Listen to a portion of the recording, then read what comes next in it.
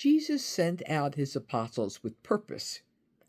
They were ordinary people, empowered to heal, comfort, bring hope to others, and share the good news that the kingdom of heaven is at hand.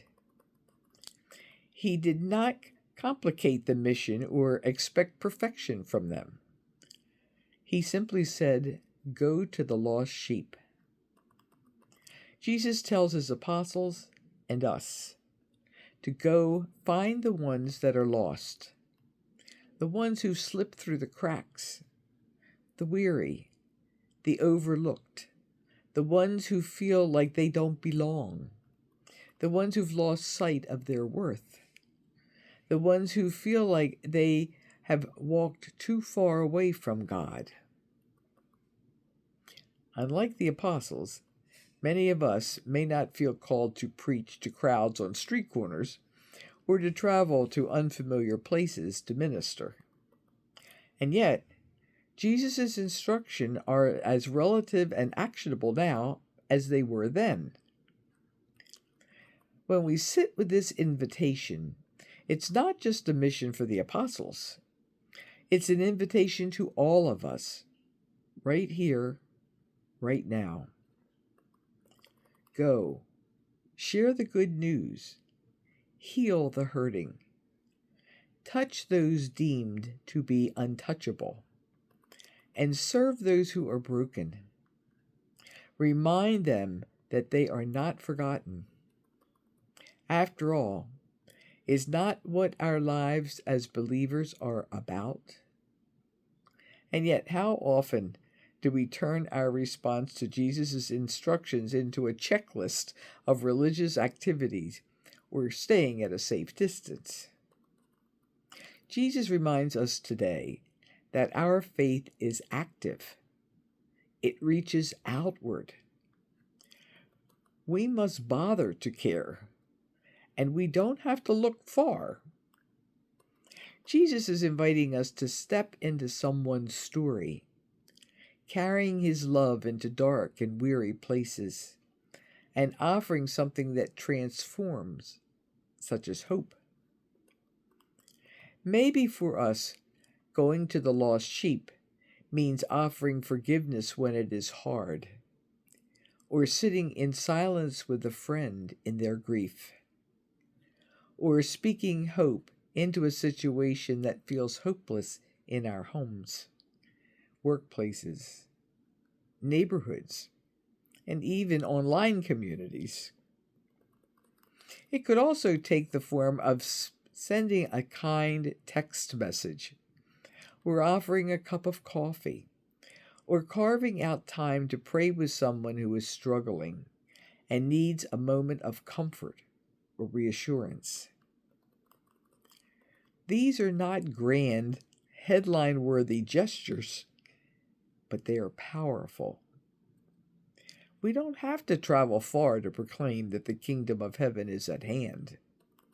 It's here now, in the ordinary, messy, and aching moments of life.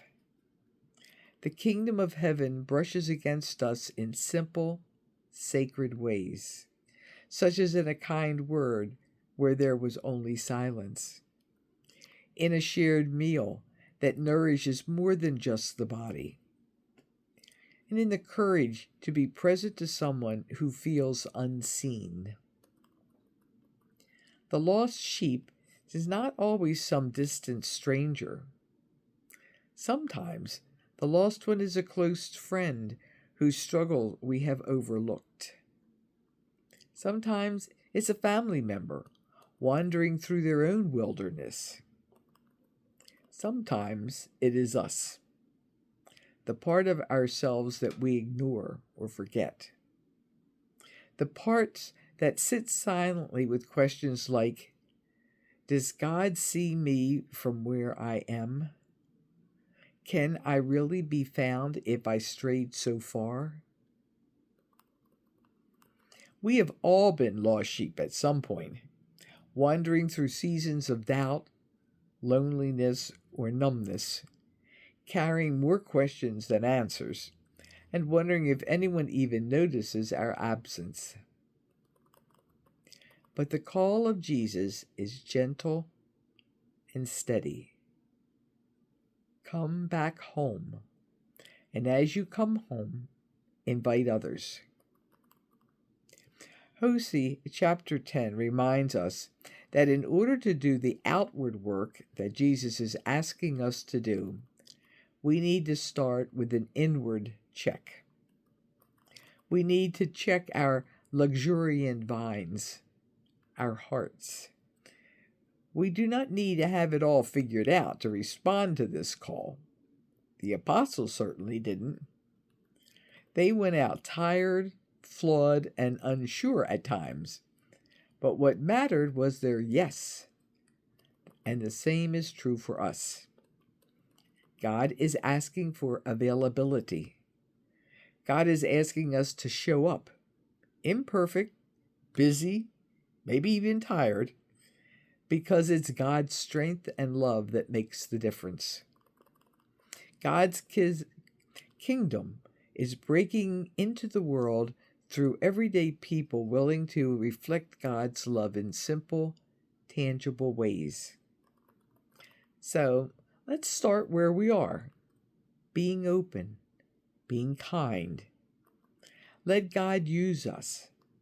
And as we step out, even in small ways, we will find that God's kingdom is often closer than we think. It is already at work through us. Today I pray, Lord, keep our eyes and hearts open to find those who are lost, and remind us that you are always near. Amen.